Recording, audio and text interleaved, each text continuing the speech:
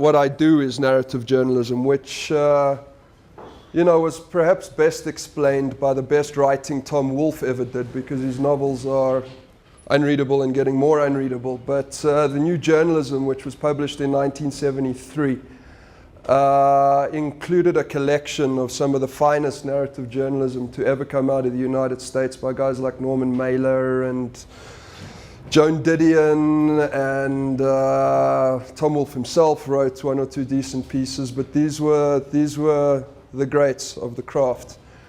And he was kind of mistaken in the fact that this was the new journalism. There was nothing really new about it. The New Yorker had been doing it since the New Yorker was founded in 1925.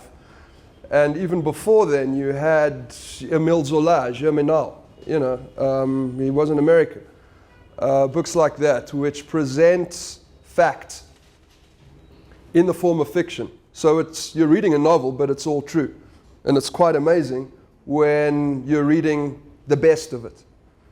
So on a technical level, you're taking the devices of fiction and you're applying them to nonfiction. This is scene setting, characterization, a plot point, dramatic tension. And you're doing this all through reporting. Now, you have to do a hell of a lot of reporting to write a 5,000 word piece on that level. Because what you need to explain is the weather, the time of day, how the light hit the trees, the smells, the sounds. It's a very tactile sense of reporting because you want to get the reader into the scene. And the way to get a reader into the scene is by delivering them with the senses from that scene. So you've got to do a lot of reporting. Everything is relevant. Joan Didion said it's all about the telling detail. The best narrative journalists, the best nonfiction writers don't throw everything down on the page because everything's irrelevant. The telling detail is the relevant detail. So why do I want to know, for example, that the guy who I'm interviewing is not staring me in the face and has got a slight tic? Well, we're setting this guy up as a liar. So that would be the telling detail. And that's just on a very crude level. It obviously goes a hell of a lot deeper than that.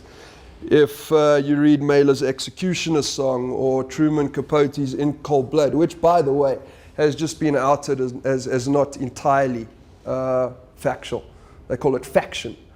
But then, where does this go on the bookshelves? There's no sort of shelf between fiction and non-fiction. And this is what created that huge problem for James Frey, who was writing fiction but presented it as fact, and it made him very rich and world famous. And, he's an arsehole.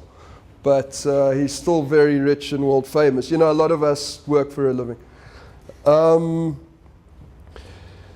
So the story I'm working on now, I wake up every second day and think I might have set myself an impossible task. I've been to 15 African countries, and I've been to China, and I've been to India. And while ostensibly you could say it's about China and Africa, it's not really. I mean, that's where I've done the majority of my reporting. And I've done 500 interviews. I've interviewed everybody from the leading Chinese diplomat on African affairs in the foreign ministry in Beijing. I've interviewed the Dalai Lama. I interviewed him in February. And he spoke about why the South African government had denied his visas to come over here and what that had to do with China. I'll be lucky if I get a page out of the interview with the Dalai Lama, because he said everything I expected him to say. And he's a very universal figure. He speaks in universal terms. He speaks in religious terms. It's very hard to translate into a story and to make real. And I'm going to have to use the details from the palace in Dharamsala. The one detail that was great, that definitely goes into narrative, into this sort of writing, is just before we went in, the guy who had taken us over, who in fact was a guy who was very instrumental in introducing the Dalai Lama to Mandela for the first time, and he's a local sort of Tibetan activist, and he knew we were doing this, and he approached us and he said, look, you guys have got to tell this side of the story, I'll get you in. So we went over, and the Dalai Lama has 2 private secretaries who deal with his schedule, which is a very hectic schedule. He travels maybe to 10 countries a year, he's pushing 80, he gets around, he's got a lot to do, and he needs his private secretaries who go with him on these trips. And the older private secretary had sort of called us aside afterwards and started having a go at the South African activist we were with, saying, why did the Nelson Mandela Foundation not do anything about the last time the Dalai Lama was denied a visa? And he was like, well, you must understand, Madiba's old. He says, I'm not talking about Madiba, I'm talking about the Nelson Mandela Foundation. Why did they say nothing? So he was like trying to step out of it. And it was this very interesting interaction between a guy who had presented himself as an activist and the Dalai Lama's private secretary who's not letting him go. We decided there and then that a more important interview than the Dalai Lama was going to be him if we could get him on record. And he agreed to speak to us for half an hour the next day. And what he sort of said to us was, look, man, I mean, you know, why every time the Dalai Lama comes to South Africa is the room full of people like you?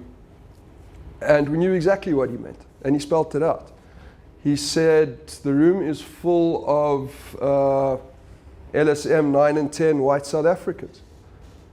When we took the Dalai Lama into Soweto, nobody knew who he was. Why is it such a big issue for you? So, I mean, there you go. There's your story. Why is the Dalai Lama such a big story in South Africa? It has everything to do with our history and our internal politics. And now all of a sudden you're getting to the telling detail and you're getting to something that works on the page. So as I was saying, you know, interviews everywhere from that guy to a guy by the name of Lumumba Stanislavsko Diaping in South Sudan. South Sudan being the world's newest country, there's a feeding frenzy happening there right now. You've got the South Africans, the Chinese, the Indians, the Saudi Arabians, the Americans, all after a piece of the pie in the world's newest country. You got oil. The Chinese own most of the concessions, but you got the politics of the pipeline, which is going through from Juba into Port Said, because South Sudan's totally landlocked. They have to rely on Sudan.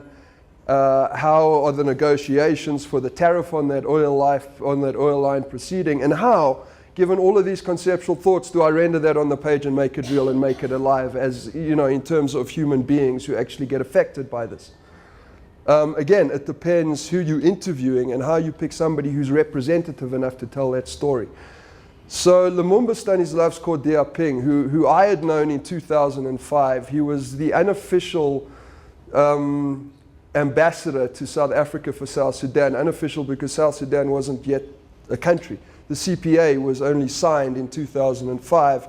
And Lumumba, who's John Garang's nephew, although he doesn't like you to know that, which is again is a very telling detail, why does Lumumba not want you to know that he's the South Sudanese liberation hero's nephew? You've got to find something in that. I mean, that's something to chase. That's a telling detail. Anyway, Lumumba, the last I had seen him, he was out here and we had interviewed Joel Netshitenzi together. You'll remember Joel Netshitenzi was the head of the GCIS and the head of the He was the head of the South Africa's 2014 vision, and he was part of Mbeki's inner core, a very smart man trying to put together some vision for South Africa based purely on development economics, and it was a beautiful vision, I thought, at least. It was amazing. But he got, it would turn out that he would get, be ousted in Polokwane. He'd be part of that.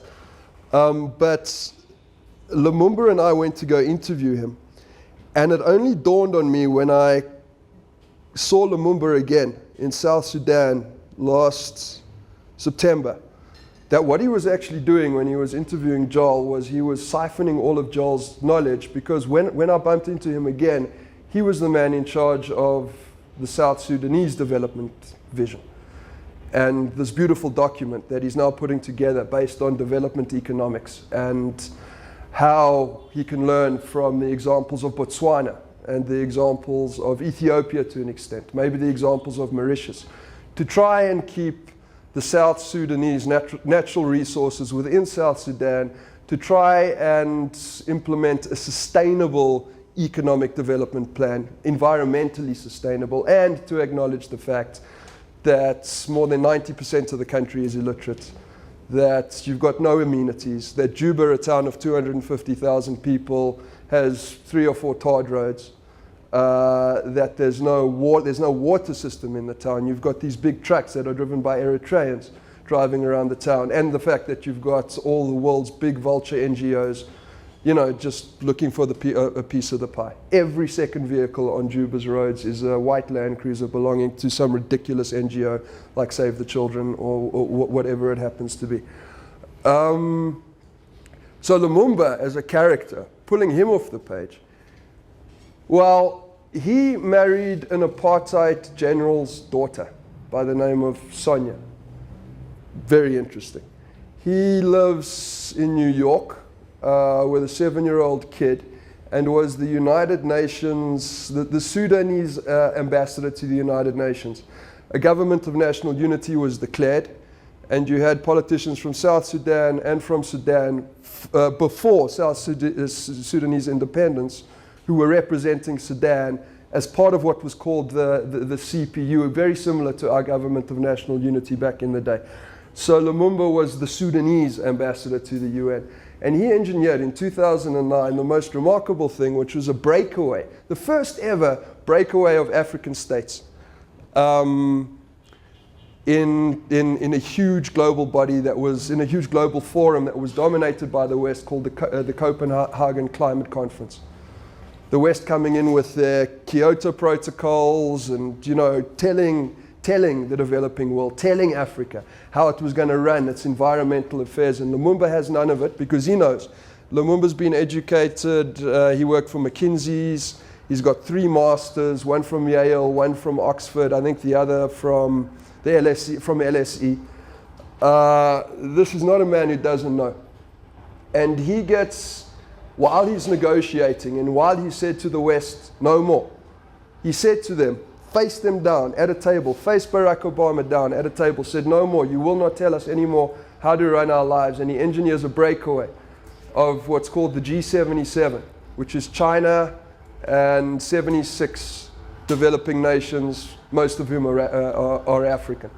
He gets Barack Obama's negotiator who comes up to him and he says, dude, I don't really think you want to do this. I mean, obviously not in those words. It's in my notebooks to go what the guy said, but it was, dude, you don't really want to do this. And he's like, I'm doing it. I'm doing it. And then the way this sort of played out in the Western press, how Kevin Rudd was like spitting mad about Lumumba Stanislav's Dea Ping. What a great character. You owe it to that character. You owe it to your research to make that guy sing on the page. You need to describe him. You need to describe his circumstances. You need to describe his vision. You need to describe his energy. And if you've done your work enough, and I think I have, I mean, I might be proved wrong, but I believe he's being groomed to take over. He's in his late 40s. I think there's a very good chance the guy will be the president of South Sudan in 10 years. Right now the president, which now leads you, right now the president of South Sudan is Salva Kiir. Every time you see a picture of Salva Kiir, in every picture he's wearing this big black cowboy hat. Now there's a telling detail. The man is sheriff of Cowboy Town. Cowboy Town, it's an insane cowboy town. It's a town that's just exploding. It had been a garrison town until 2004. When, now this is crazy, in 2004, Mechem, which is the demining subsidiary of Denel, came in. They had demined the road leading into Juba. This was a year before the CPU was signed. And we had spent some time with the boys who were there, the South African big boys who were there, and they had driven in Caspers. Now, we all know what a Casper is. So you've got this vehicle that had represented major oppression in this country, now becoming a symbol of liberation, of liberating the citizens, the inhabitants of Juba from their siege. And they had been in the siege for decades. That civil war had been going on since the early 80s. And the inhabitants of Juba were all at war. Even today in Juba, when it's very difficult to have a relaxed conversation because all of the males are militarized. Still, absolutely militarized. And so a conversation will take place in terms of a confrontation.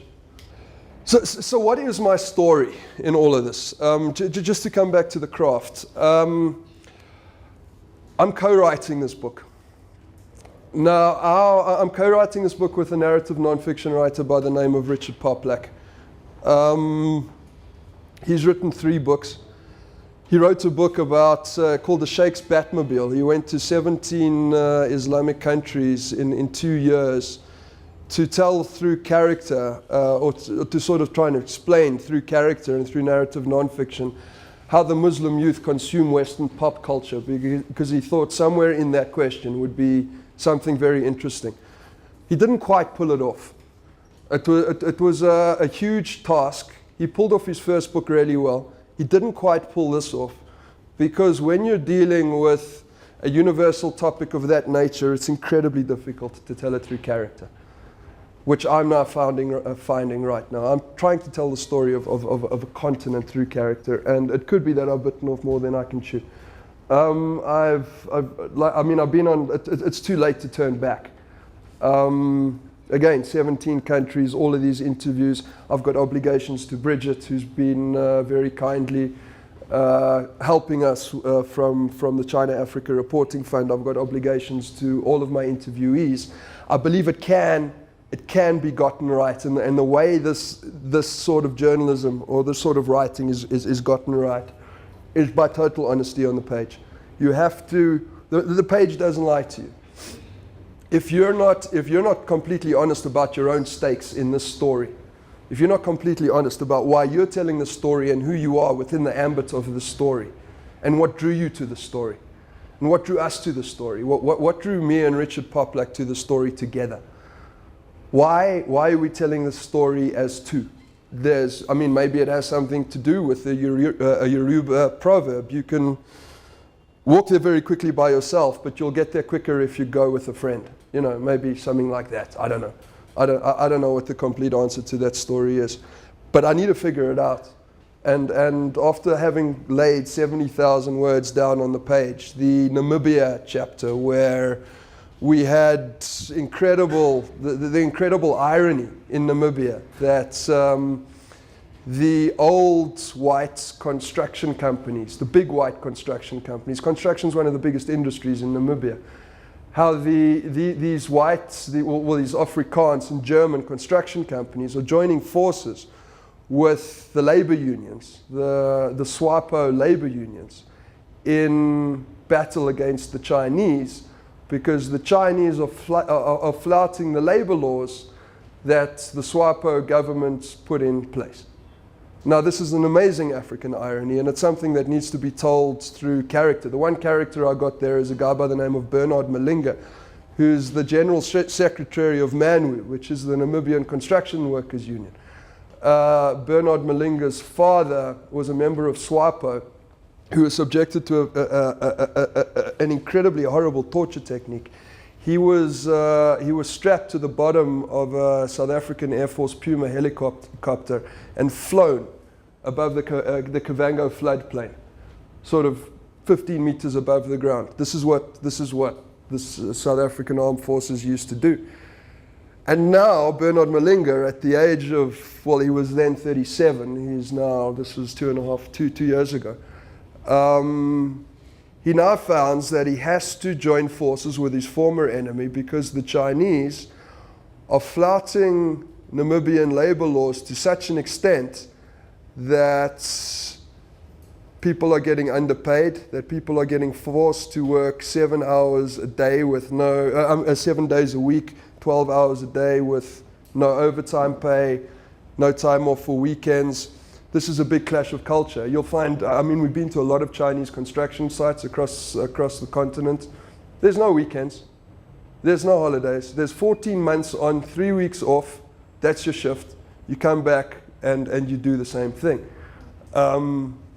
So it's a clash of cultures. It's a complete clash of cultures. And a hell of a lot is revealed when when you do cross interviews between local labor and Chinese foremen on these sites, and the interview's all about, well, it's about the difference in perception. How are you perceiving this man? How are you perceiving this man? And there's bias and racism on both sides. But bias and racism is always, if you go deep enough, I suppose a response to a cultural clash, to a cultural encounter, which again needs to come forth on the page. So these are the themes that Richard and I are playing with, and unless in a book of this nature you have a narrative arc, the most important thing in any work, whether you're writing a 5,000 word piece of narrative journalism or a 90,000 word novel, is you need a setup and a payoff. You need a narrative arc. Why should I carry on reading further? What's the Chekhov smoking gun?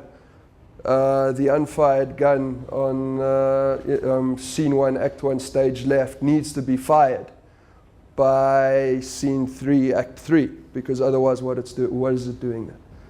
That's the telling detail. So, if writing this way is a process of discovery, and it is, personally I write this way to discover what I think about something.